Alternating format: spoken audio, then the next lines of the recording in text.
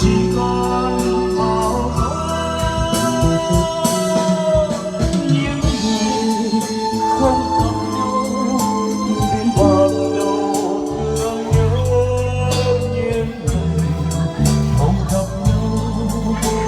lòng biết đâu già yêu từ giá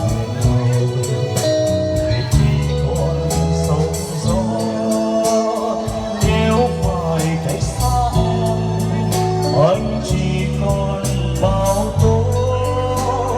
nếu phải cách xa em anh chỉ còn bao tố.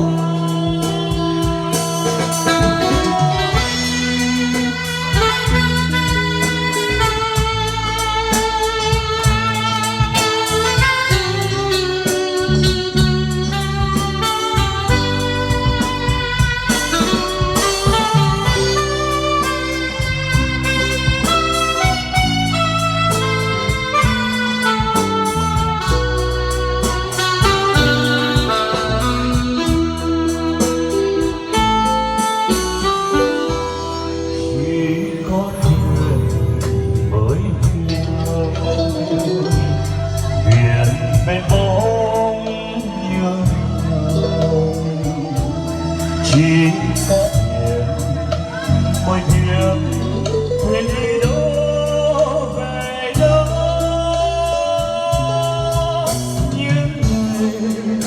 không gặp nhau biết ban đầu thương nhớ những người không gặp nhau lòng vì đâu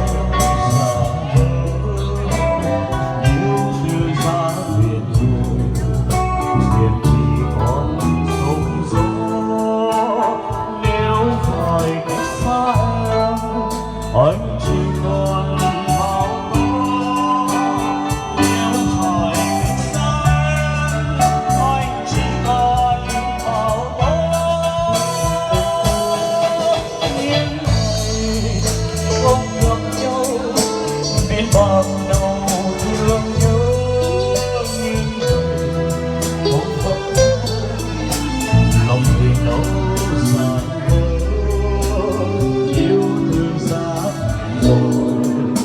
biển chỉ còn sóng gió nếu phải cách xa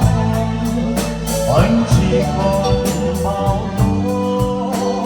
nếu phải cách xa anh chỉ còn